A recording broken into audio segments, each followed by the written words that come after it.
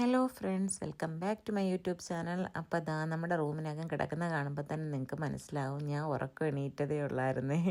മോൾ school വിട്ട് വന്നതുമാണ്. അപ്പോൾ ഇന്നും കൂടെ മോൾക്ക് എക്സാം ഉണ്ടായിരുന്നു. അപ്പം ഒന്നരാട് ഇടവിട്ടാണ് എക്സാം നടക്കുന്നത്. അപ്പം നാളെ ഓഫാണ്, സ്റ്റഡി ലീവാണ്. അപ്പോൾ ഇന്നത്തെ ആ എക്സാം കഴിഞ്ഞ് അവളും വന്നിടന്ന് ഉറങ്ങിയിട്ടുണ്ടായിരുന്നു. പിന്നെ എണീറ്റപ്പോഴത്തേക്ക് അത്യാവശ്യം നല്ല താമസിച്ചിട്ടുണ്ടായിരുന്നേ. പിന്നെ ഞാൻ നേരെ റൂമൊക്കെ ഒന്ന് ബെഡ്ഷീറ്റൊക്കെ ഒന്ന് നേരെ ഇട്ടിട്ട് ഞാൻ നേരെ കിച്ചണിൽ വന്ന് പയർ ആദ്യമേ കുക്കറിൽ വെച്ചൊന്ന് വേവാനായിട്ട് വെച്ചേക്കാണ്. അപ്പോൾ അതൊരു 3-4 വിസിൽ എക്സ്ട്രാ അടിക്കുമ്പോഴത്തേക്ക് പെട്ടെന്ന് വേവും. അത് കഴിഞ്ഞിട്ട് ഇതാ ടേസ്റ്റ് ഓഫ് മലബാറിൻ്റെ പുട്ടുപൊടി എടുത്ത് പുട്ടുണ്ടാക്കാമെന്ന് കരുതി. അതാകുമ്പോൾ എളുപ്പപ്പണിയാണല്ലോ. അങ്ങനെ അതിൽ ഉപ്പും വെള്ളമൊക്കെ ചേർത്ത് മാവ് ഞാൻ നന്നായിട്ടൊന്ന് കുഴച്ചെടുക്കുകയാണ്. മാവൊന്ന് മിക്സ് ചെയ്തെടുക്കുകയാണ്. ഒരു 10 മിനിറ്റെങ്കിലും ഈ മാവൊന്ന് നനയാനായിട്ട് വെച്ചേക്കണം. കാരണം ആ 10 മിനിറ്റ് വെച്ചേക്കുന്ന സമയത്ത് നമ്മൾ എത്ര വെള്ളം ഒഴിച്ചിരുന്നാലും വീണ്ടും നമുക്ക് വെള്ളം അതിലേക്ക് ഒന്നുകൂടെ ഒഴിച്ച് തന്നെ കുഴച്ചെടുക്കേണ്ടി വരും. മാവ് ഒന്ന് നനച്ചെടുക്കേണ്ടി വരും. അതാണ് ഞാനങ്ങനെ ആ ഒരു 10 മിനിറ്റ് വെച്ചേക്കുന്നത്. അത് കഴിഞ്ഞിട്ട് ഞാൻ ശർക്കര, തേങ്ങ ഇതെല്ലാം ഒക്കെ റെഡിയാക്കി വെച്ചിട്ടുണ്ട്.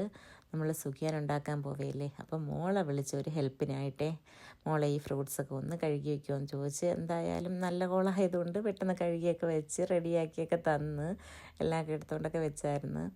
അത് കഴിഞ്ഞിട്ട് ഞാൻ വെന്ത പയറിലേക്ക് തേങ്ങയും അതുപോലെ തന്നെ ശർക്കര നമ്മൾ അതിൻ്റെ കൂടെ, അതായത് നമ്മൾ ഇച്ചിരി ലേറ്റായിട്ടാണ് ഉണ്ടാക്കുന്നതെങ്കിൽ ഒരു കാരണവശാലും അതിൻ്റെ കൂടെ ഇട്ട് വെക്കരുത്. ഇട്ട് വെച്ചിരുന്നാൽ ഒരുമാതിരി ആയിപ്പോവും. അതായത് ഈ വെള്ളത്തിൻ്റെ ആ ഒരു ഇത് നനവുണ്ടല്ലോ, അങ്ങനെ ആയിപ്പോവും. അപ്പോഴും ഞാൻ അത് ഒന്നിട്ട് ജസ്റ്റ് ഒന്ന് ഇളക്കിയെടുക്കുന്നുണ്ട്. ഇളക്കിയെടുത്തിട്ട് ഞാനത് എണ്ണ വെച്ചതിന് ശേഷമാണ്, അടുപ്പിൽ എണ്ണ ചൂടാവാൻ വെച്ചതിന് ശേഷം മാത്രമാണ് ഇതിലേക്ക് ശർക്കര ഇട്ട് ഒന്നുകൂടെ മിക്സ് ചെയ്തെടുക്കുന്നത്. അപ്പോൾ അങ്ങനെ ചെയ്ത്, അതായത് സമയം നോക്കണമല്ലോ, നോമ്പ് തുറക്കാറായി വരെയാണ്. ഉറങ്ങിപ്പോയി. ഇവിടെ ആകുമ്പോഴത്തേക്ക് പിന്നെ ആരും അങ്ങനെ വിളിച്ച് ഡിസ്റ്റർബ് ചെയ്യാനില്ലാത്തതുകൊണ്ട് കിടന്നങ്ങ് ഉറങ്ങും. അങ്ങനെ വന്നു പോയതാണെന്ന്, ലേറ്റായിപ്പോയി. പിന്നെ പുട്ടൊക്കെ അവിച്ചെടുത്തിട്ടുണ്ട്. പിന്നെ മാവ് കലക്കി വെച്ചിട്ടുണ്ട്. അതിലേക്ക് ശർക്കരയൊക്കെ, തേങ്ങയും പയറും ശർക്കരയൊക്കെ ഇട്ട് നന്നായിട്ടൊന്ന് മിക്സ് ചെയ്ത് വെച്ചേക്കണേ. ഇനി ഇത് ആവി വന്ന് ഒരടുപ്പിൽ ഇതും പുട്ടിനും ആവി വരുന്നുണ്ട്. മറ്റേതിൽ ഞാൻ ഓയിൽ വെച്ചിട്ടുണ്ട് ചൂടാവാനായിട്ട്. അപ്പോൾ ഇനി ഇത് പയർ ഉരുട്ടി ഞാൻ സൺഫ്ലവർ അതൊക്കെ ഒഴിച്ചു. അതാണ്ട പപ്പടവും പൊരിച്ചായിരുന്നു. ഫസ്റ്റ് പപ്പടവും പൊരിച്ച് മാറ്റിയിട്ടാണ് ഞാൻ പിന്നെ ആ ഓയിലിലേക്ക് തന്നെയാണ് ഞാൻ സുഖിയാൻ ഉണ്ടാക്കാൻ വേണ്ടി ബോൾ ഉരുട്ടിയിട്ട് കൊടുത്തത്. പിന്നെ ഞാൻ മോക്ക് വേണ്ടി കൊഴുക്കട്ട ഉണ്ടാക്കിയിട്ടുണ്ടായിരുന്നു. പിന്നെ സാമ്പാർ വെച്ചിട്ടുണ്ടായിരുന്നു. ഇതെല്ലാം പറയുന്നതിനൊക്കെ എപ്പോഴും ചെയ്ത് തീർത്തെന്ന് എനിക്ക് പോലും അറിയത്തില്ലായിരുന്നു. മോളിതെല്ലാം ഒക്കെ റെഡിയാക്കി ഇവിടെ കൊണ്ടുവന്ന് വെച്ചപ്പം ഞാൻ ഓരോന്ന് റെഡിയാക്കി വെച്ചപ്പോൾ പാത്രം എല്ലാം എടുത്ത് ഇങ്ങനെ സെറ്റ് ചെയ്ത് വെച്ചിട്ടുണ്ടായിരുന്നു. അതുകൊണ്ട് തന്നെ വലിയ ബുദ്ധിമുട്ടില്ലായിരുന്നു. അപ്പോൾ പുട്ടെല്ലാം വെച്ച്, കറി ഇന്നലത്തതാണേ. ഞാൻ ഇപ്പോൾ ഉണ്ടാക്കിയത് സുഖിയനും പുട്ടും ഇതുമൊക്കെ മാത്രമാണ്.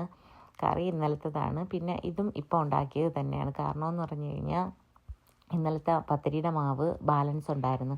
അപ്പം പുട്ട് വേണോ ഇത് വേണോ എന്ന് ചോദിച്ചപ്പോഴത്തേക്ക് കൊഴുക്കട്ട മതിയെന്ന് പറഞ്ഞതുകൊണ്ട് പിന്നെ ഞാൻ അതിലോട്ടങ്ങ് പോയി കൊഴുക്കട്ട ആക്കിയിട്ടുണ്ടായിരുന്നു. പിന്നെ സാമ്പാർ കുറച്ച് വെജിറ്റബിൾ മാത്രമേ ഉള്ളായിരുന്നു. അതുകൊണ്ട് എല്ലാം കൂടിയിട്ട് തട്ടിക്കൂട്ടിയൊരു സാമ്പാറാക്കിയതാണേ. അപ്പോൾ അതിൻ്റെയൊന്നും വീഡിയോ എടുത്തുകൊണ്ട് നിൽക്കാനുള്ള സമയം കിട്ടിയില്ല. പറ്റുന്നിടത്തോളം പെട്ടെന്ന് എടുത്തതാണ്. അപ്പോൾ വീഡിയോ ഇത്രയൊക്കെ ഉള്ളൂ നമ്മുടെ നോമ്പുതുറ സ്പെഷ്യൽ എന്ന് പറയാനായിട്ട്. വീഡിയോ ഇഷ്ടമായി കഴിഞ്ഞാൽ ലൈക്ക് ചെയ്യാനും ഷെയർ ചെയ്യാനും കമൻറ്റ് ചെയ്യാനും മറക്കല്ലേ. Thanks for watching. ബൈ.